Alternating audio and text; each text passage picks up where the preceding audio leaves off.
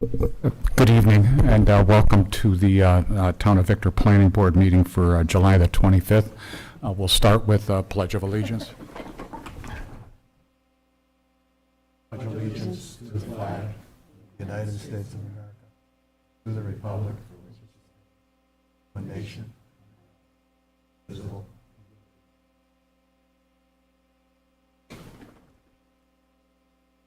We'll go through some announcements here. The emergency exits are on both sides. Restrooms are out the door and to the left. If you would please sign the attendance sheet at the back of the meeting room, even if you're a developer and presenting an application. Also on the back table, there's business cards next to the sign-in sheet to take with you if you like, with email address and phone numbers for the planning department. And that back table is loaded. There's also a copy of the resolutions that will be read tonight along with the agenda. If you would silence your cell phones and any conversations, if you would please take them out in the hallway. We do have meetings from June the 17th. 13th? Yeah. I scribbled. Have everybody had a chance to read them? Yep. No issues. Okay, motion to approve? I'll move. Al moves? I'll second. Seconds. Very much. I'm sorry, all in favor? Aye. Aye. Correspondence? None? And Kim? So your next meeting will be August 8th, starting with a public hearing for the Hept Pond. It's 6755 Gillis Road. The applicant is requesting approval to construct a half-acre pond with a patio area and a waterfall feature located behind the barn on the property. And then the second application will be for the Hearn pole barn. That public hearing is closed. You did see that 2 meetings ago, I believe. That's at 218 Hidden Brook Trail.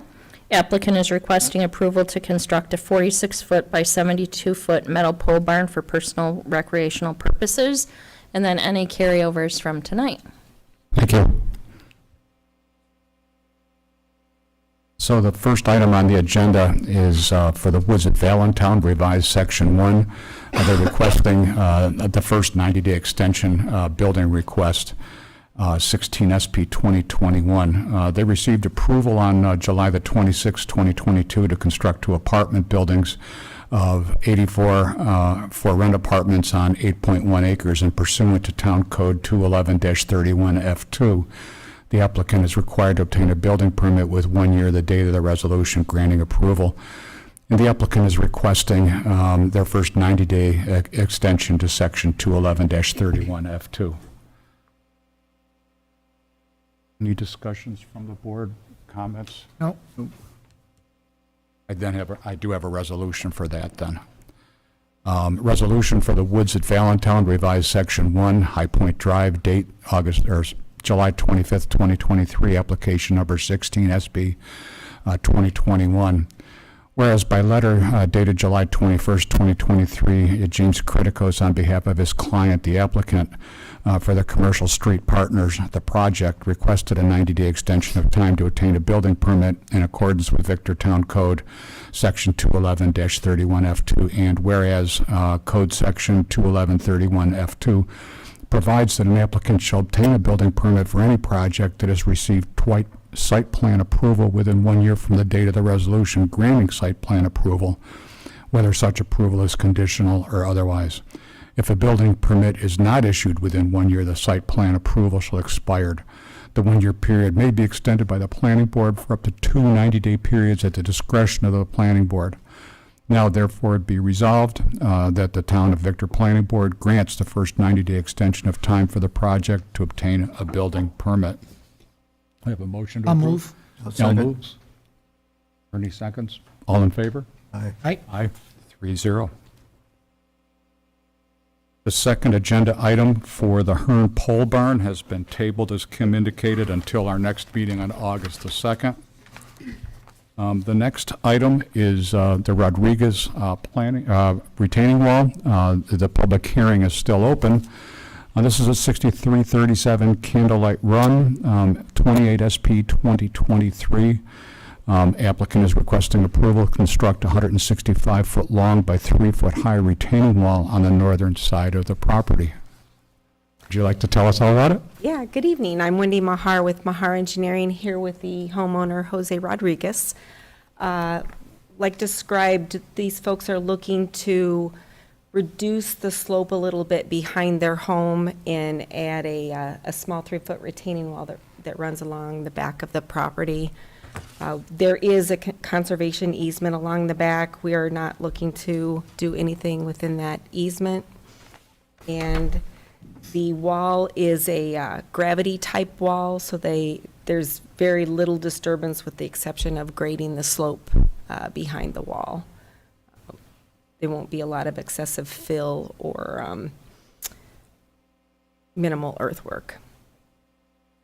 We did get comments back from code enforcement saying they had no comments. We did get a couple comments from the town engineer.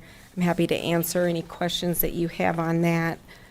A couple were just simple statements about the seeker and the grading.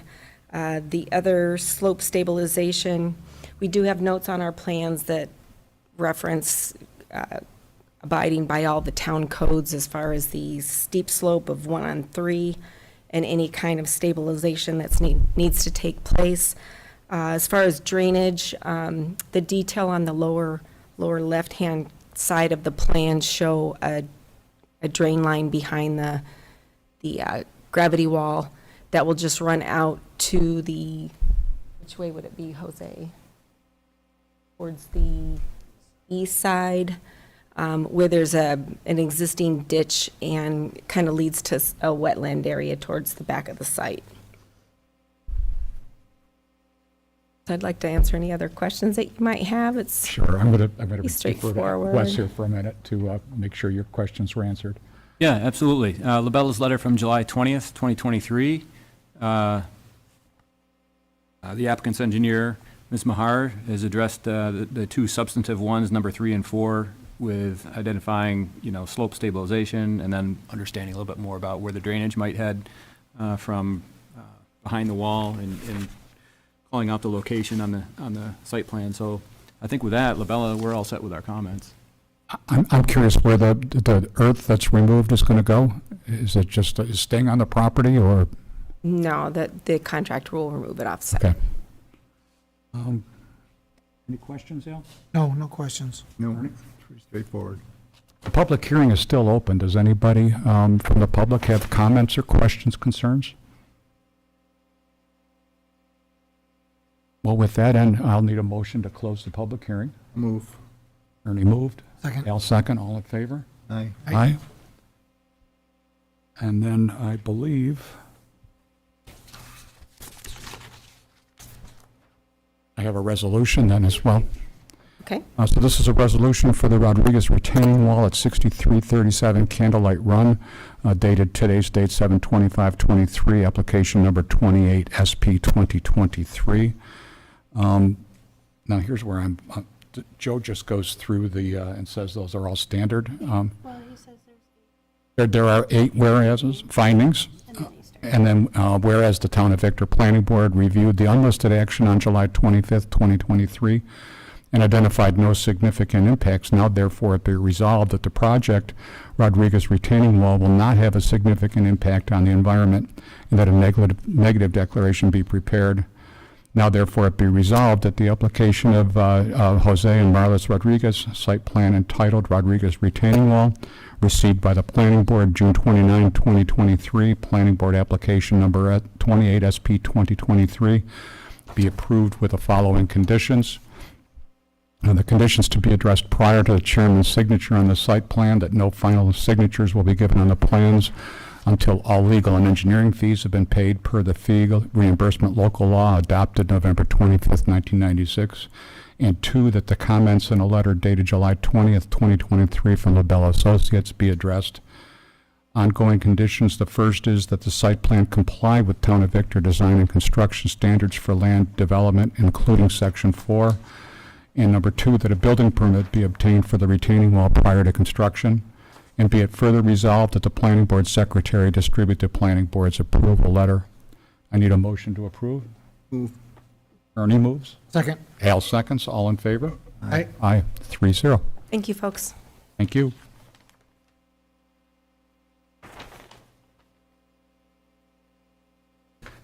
The next agenda item is at 580 Fisher Station Road. It's 580 Fisher Station parking expansion, 29 SP 2023. The applicant is requesting approval to install 33 additional parking spots to support their growing business. Good evening. Good evening. Thank you. My name is Joseph Burkhart. I am the president of Quattro Consulting Group and also one of the partners of the real estate holding company that owns 580 Fisher Station. I'm joined here today by James Behrens. He's another one of our partners in the holding company. He is also a resident of Victor. Where do you live? Zephyr Heights. Zephyr Heights. And James is also the president of Bentley Management, who manages the property, the day-to-day operations. We've submitted a series of responses and drawings. The need for this additional parking is at the request of the tenant in order to meet their growing operations.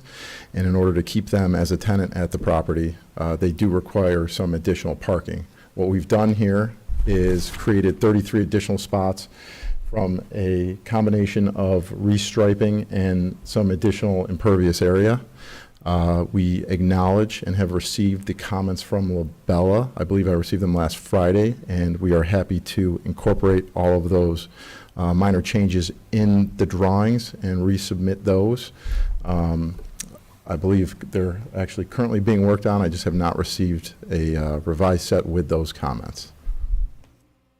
Very good. I understand there are quite a number of issues with erosion and runoff that Labella addressed in their letter to you. So, Wes, have you looked at the responses? And So we haven't had an opportunity to look at an updated drawing because I think you're still waiting to receive it from Marathon, right? Correct, but the changes that you requested in my review are relatively minor, and I'm not sure it's going to change any of the drainage. Yeah. So just want to go over one of the comments in here related to stormwater, or a couple of comments. Why don't we do that? So Labella's July 21st, 2023 comment letter. One of the first substantive comments is number 4, addition of impervious area. And we note that it's been clarified via responses to other comments to the town that the project proposes the addition of 4,500 square feet of impervious area. This does not trigger the thresholds for stormwater management via the Arundequoit Creek watershed requirements or the New York State DEC. However, we note that there are existing issues downstream with this watershed.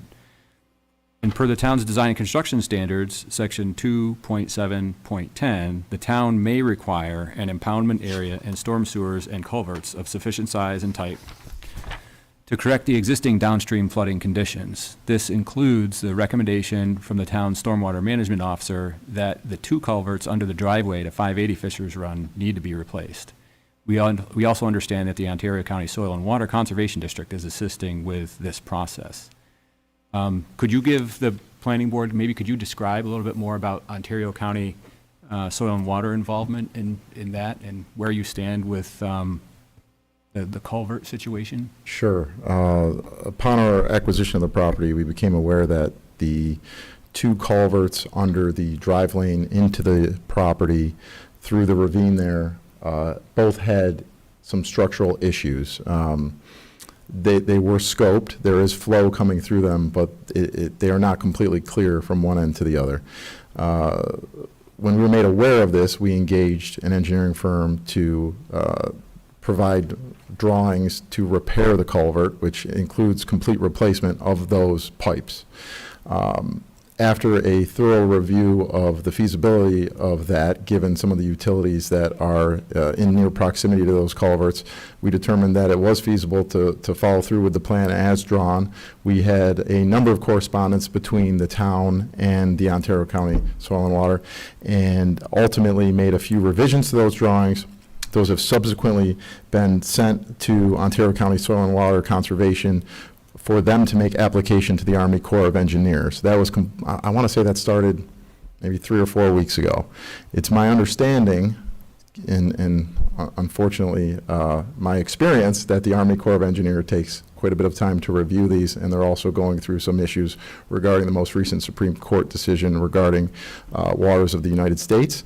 So we are not sure when we will get a final determination from them, but I am unable to begin work legally without their response.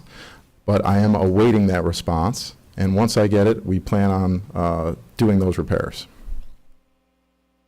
So can the work related to this site plan, like the parking expansion, can that be done prior to you getting information back from these other entities? My understanding is it can be. So maybe just to bring the planning board up to speed on the general conditions in the area, Susie, maybe I'll ask you to switch to the aerial photo here. I've got Google Earth showing, and I'm just going to zoom out a little bit.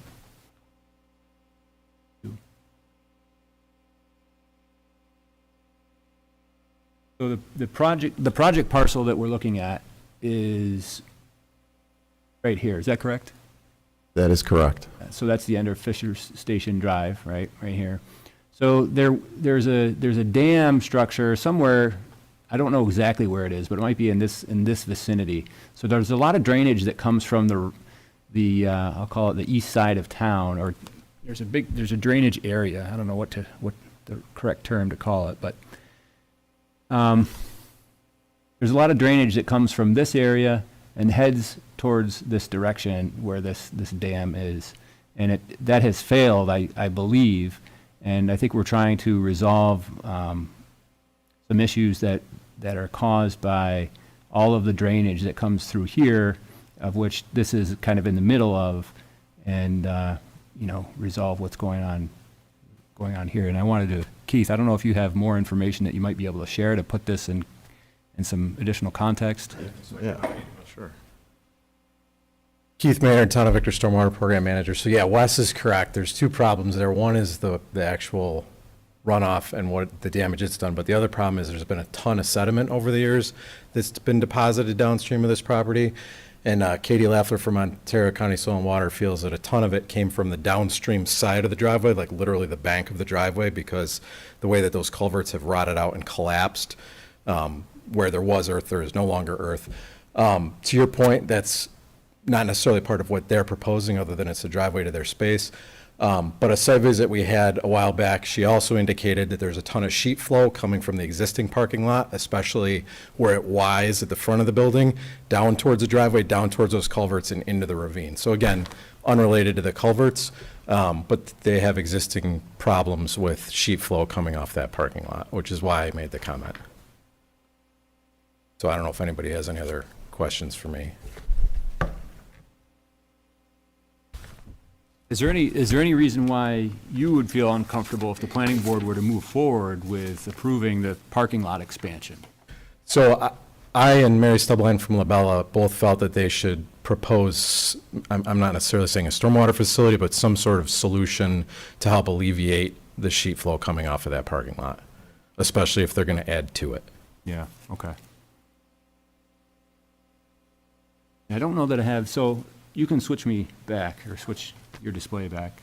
So I don't know that I have the exact response for that request by the town to provide some form of interception of the sheet flow off the parking lot. Is that something that, We did provide a response regarding that, and it was something to the effect that any mitigation efforts that we would implement would probably be more, or create more disturbance than they would ultimately slow down the flow of water. And I'm sorry I don't have that comment in front of me, but we did respond to that. I think I might be able to pull it up here. There it is. Yeah, attempting to add small practices adjacent to the new impervious area would increase disturbance, especially at the top of existing slopes. And this would likely cause more harm than benefit due to soil conditions that Labella had mentioned in our letter.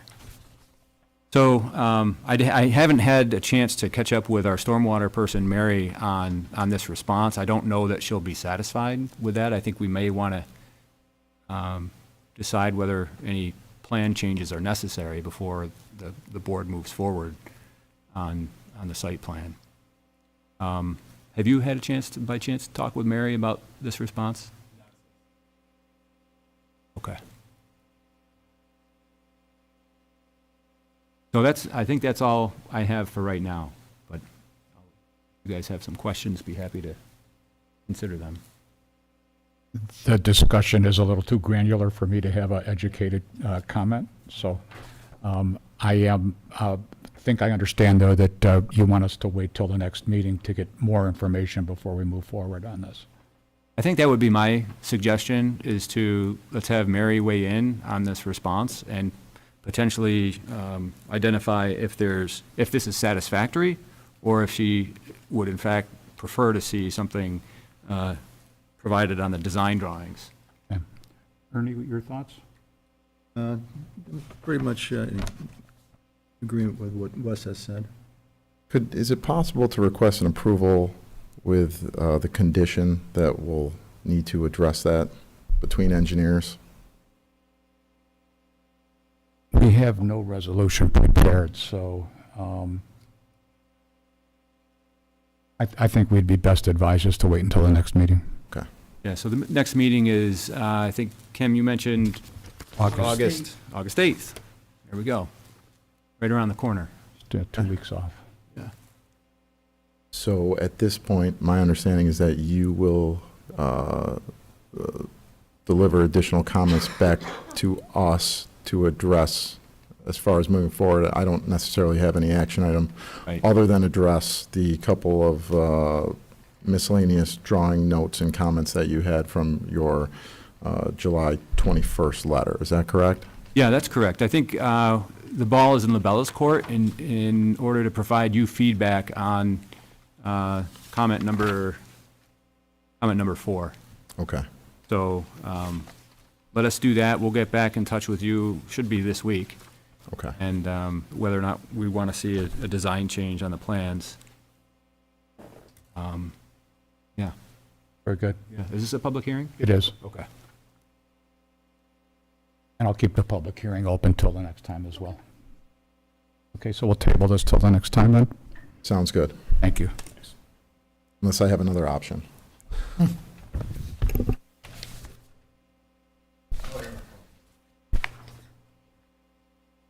Oh, yes, you may. Okay, the next item on our agenda is the Sullivan Pole Barn. This is a public hearing. This is 27 SP 2023 at 700 Brownsville Road. Ms. Jessica Sullivan is requesting approval to construct a 36 by 39 foot pole barn with a 5 by 9 overhang and a height of 21 feet. It's actually a 5 by 39 overhang. Somewhere along the way I Ah, got okay. Yeah, it's 5 by 39. 5 by 39, yeah. It's going to run down. Goes the whole apparently length of down the side. 39-foot wall, correct. Hi, how are you today? My name is Andrew Torpy. I'm the owner of Log and Timber Structures. I've been contracted to do this pole barn for Jessica. She purchased the property in January of this year and went through the Conservation Board to have the conservation lands changed, redrawn to open up that backyard. Long-term goal is to have a couple horses there. Now we're just applying for that now. There has been some work done to the property. When she purchased it, there was reverse grading at the house, and so there was a negative flow to the basement. The house is about 18 years old, and so some topsoil has been removed from where the driveway section goes and stockpiled to be used for that purpose. I have received comments from the town. The majority of those related specifically to the structure, loading of the trusses, stairs location, stuff like that. So that's gone back to the engineers. The architect just to be drawn up to make sure that the load for the hay and the loft and stuff like that is adequate. I did also receive the letter from Labella. Majority of it I answered. I'd be happy to go over it now or just answer individual questions or. whatever would be best. Now let's start. Ernie, have you got any questions? No, it's pole barn's a pole barn. Sure. How about you, Al? No, no questions. Well then, how about you, Wes? What's LaBella got to say? Turn my microphone back on. So we did have a few comments in our letter dated just yesterday, July 24th. And Mr. Torpy has responded already to these comments. So, for example, with regard to landscaping, no additional vegetation is going to be removed. There is some steep slopes, greater than the 3H1V. And if we need to pull those back, additional vegetation would have to be removed in order to make that less steep of a slope. Okay. But if we can just stabilize it with a blanket and reseed it, then it would be, no additional vegetation would have to be removed. And I think that would be fine. We would just want to identify on the plan, I guess we might have to coordinate with Venezia, to identify the location of where that stabilization mat Sure. would be. Roof drainage, gutters would drain to the south end of the building and resume the current path of flow. Lighting, the applicant has acknowledged the need to comply with Chapter 131 of the Victortown Code if they do install lighting. No habitable space is being proposed as part of the barn. And the limit of disturbance, we identified that the plan should include a limit of soil disturbance. Initial calculations indicated that the distance may be more than, or the disturbance may be more than 1 acre. So it looks like Andrew was indicating the map shows current state of the land with the exception of the anticipated disturbance within 10 feet of the structure. The site visit will reveal that the majority of the disturbed area was actually not used and the remaining area has been seeded or has grown naturally. The disturbed area on the site plan was calculated to be less than 1 acre. Yeah, so through Anthony Venezia, he came out, there was no pre-topo other than just the regular pixometry or, whatever they use for it.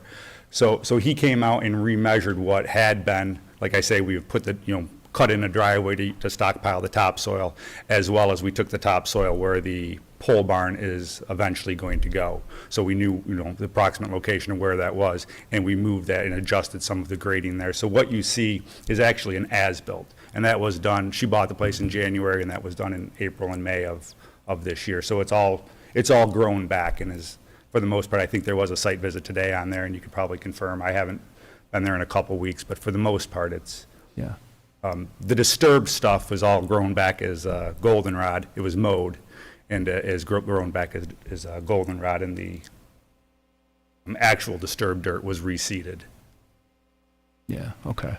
So what you see on there, what was just shy of an acre, maybe 40,000 some odd square feet, was included all of the land that, a circle, he drew a circle around it. But in reality, we actually disturbed probably somewhere in the vicinity of maybe 15,000 square feet. Okay.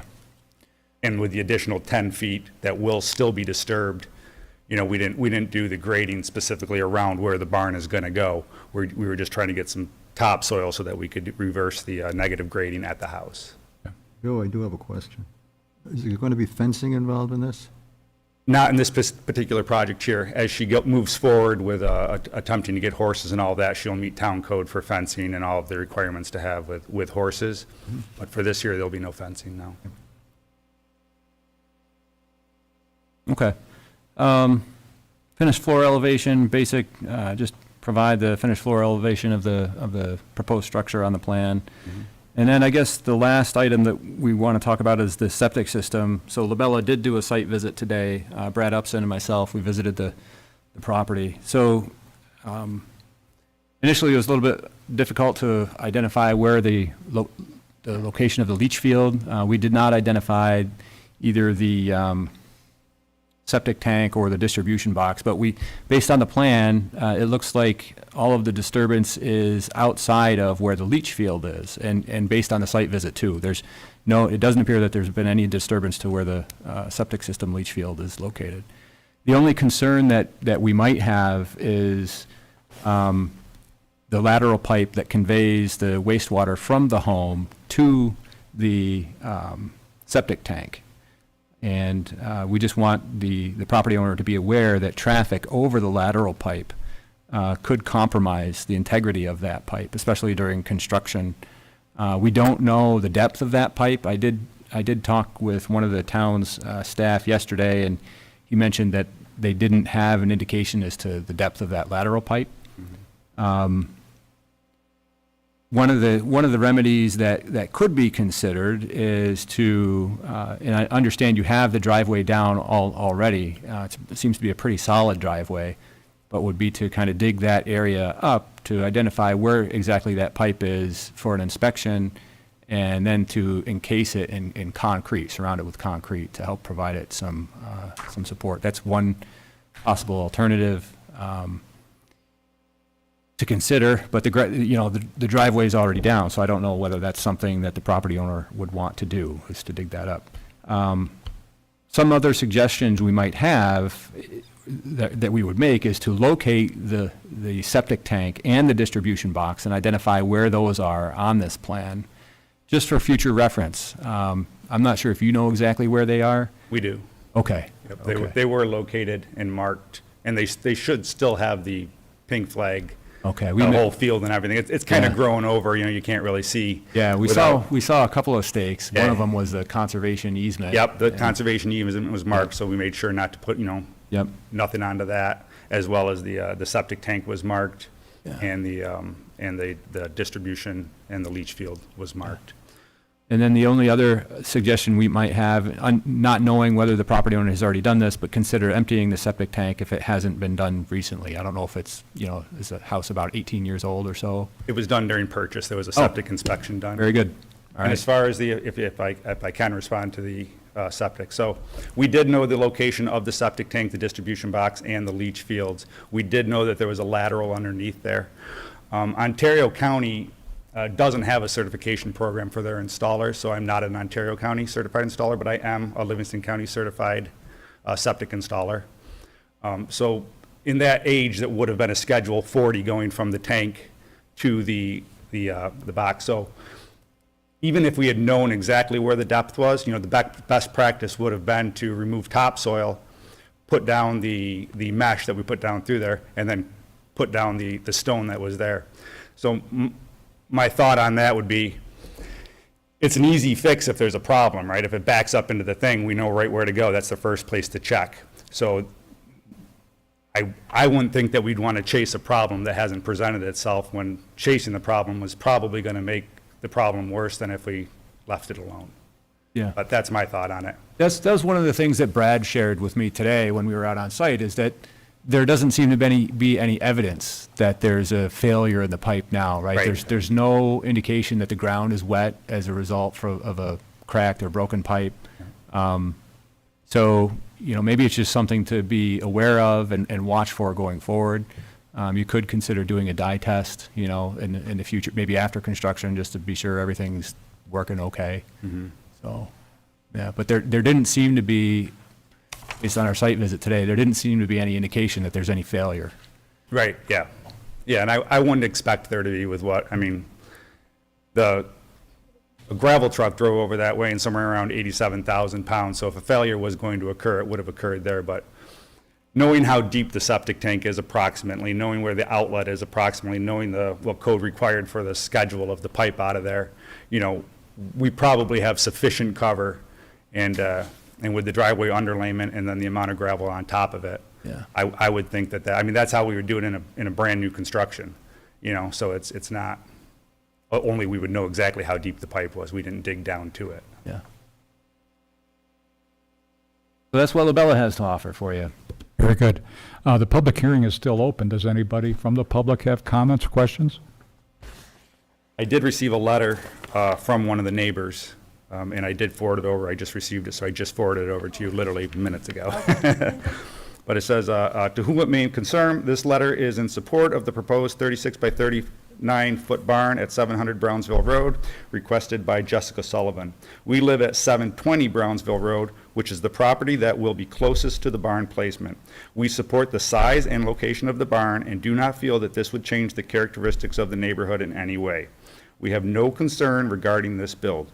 and feel it is appropriate to approve this request. Very good, thank you. There you go. I'll take a motion to close the public hearing. I'll move. Al? Second? Second, Ernie, all in favor? Aye. Aye. Any further questions then? We do have a resolution prepared. July 25th, 2023, application number 27 SP 2023 for the Sullivan Pole Barn at 700 Brownsville Road. There are 8 findings of fact. Now therefore be it resolved that the application of log and timber structures site plan entitled Sullivan Pole Barn received by the Planning Board June 16th, 2023, Planning Board application number 27 SP 2023 be approved with the following conditions.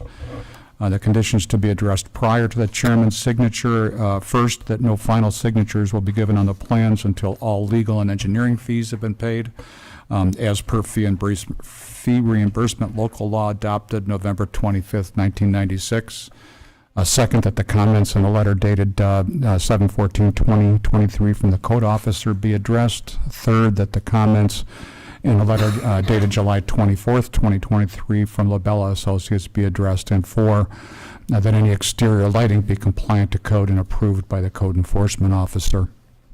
The ongoing conditions, first of which is that the site plan comply with the Town of Victor design and construction standards for land development, including Section 4, and second, that a building permit be obtained for the pole barn prior to construction.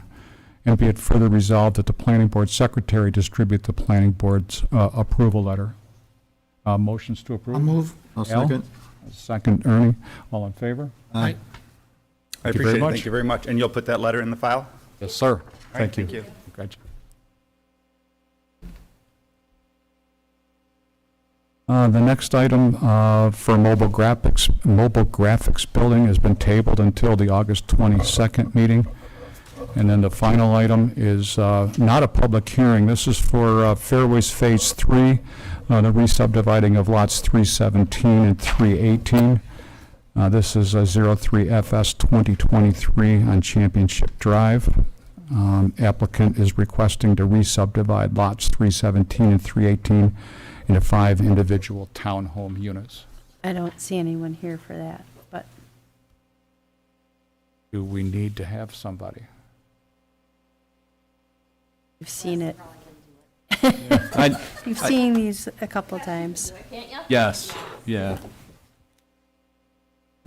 So I don't think you need the applicant present to consider this project and even act on it.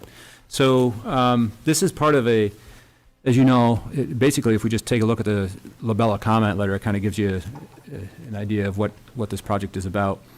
This is a re-subdivision for lots or blocks 317 and 318, and it's part of the overall cluster subdivision that was proposed years ago that included 162 single-family townhome residential units and a 9-hole golf course on 180 acres.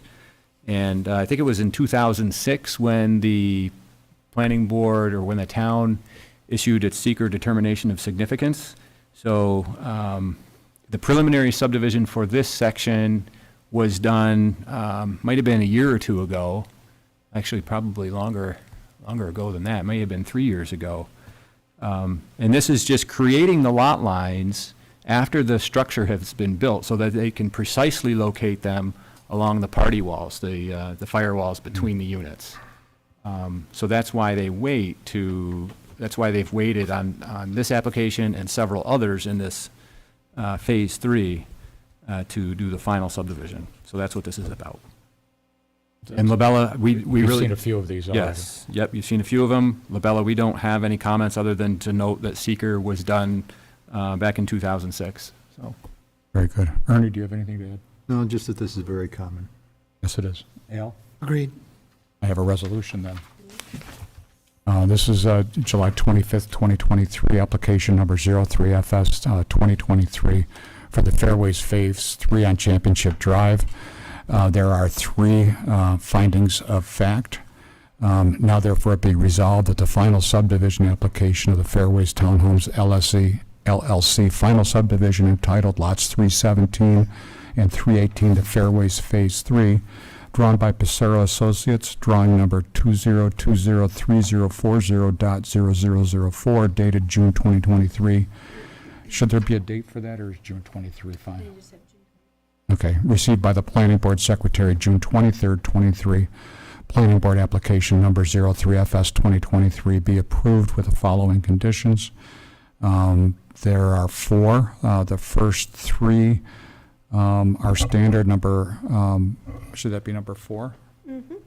That the subdivision which was approved on May 22nd, 2007 be modified in the application of the Fairways Townhouses LLC dated June 7th, 2022, for a modification of the approved subdivision be granted, provided that the developer comply with all conditions stated in the prior final subdivision approval dated May 22nd, 2007, and that further complies with the requirements herein.